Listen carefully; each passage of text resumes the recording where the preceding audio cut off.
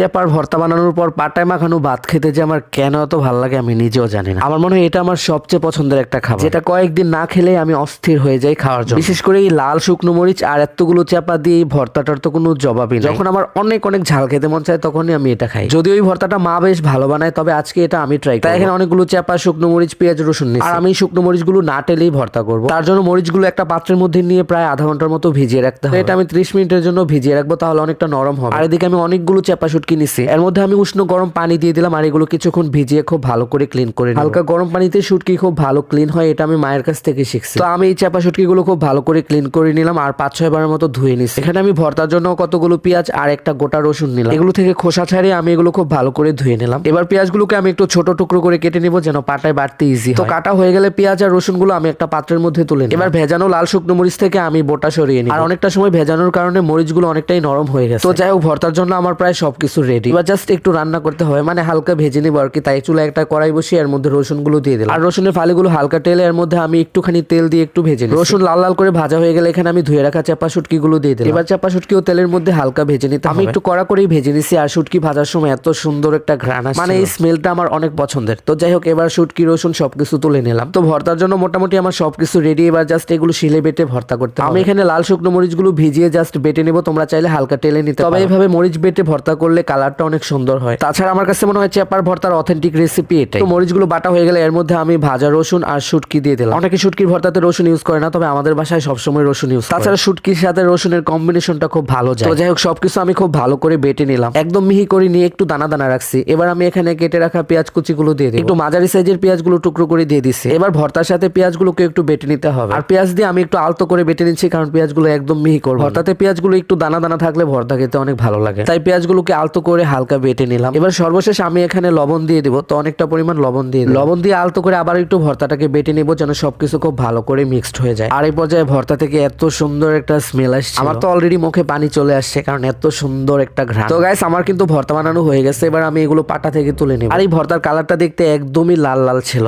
তো একটু ভর্তা পাটায় রেখে আমি বাকিটা একটু বাটিতে তুলে নিই, কারণ চেপা শুটকির ভর্তা বানানো হলে পাটায় মাখানো ভাত না খেলে আমার ভালোই লাগে না। তাছাড়া পাটায় মাখানো ভাত খাওয়ার জন্য আমি চেপা শুটকির ভর্তাটা পছন্দ করি। তো আমি শিলপাটায় অনেকটা পরিমাণ ভাত নিয়ে নিলাম, সাথে আরো একটু ভর্তা নিয়ে নিলাম। একটু না, প্রায় অনেকটাই ভর্তা নিলাম। তারপর আরো একটু লবণ দিয়ে এবার ভাতগুলোকে খুব ভালো করে মেখে নিতে হবে। আমি এই ঝাল ঝাল ভর্তা দিয়ে হাত দিয়ে একদম চটকে চটকে ভাতগুলো মেখে নিই। আর এটা মাখাতে গিয়েও আমার মুখে পানি চলে আসছিল।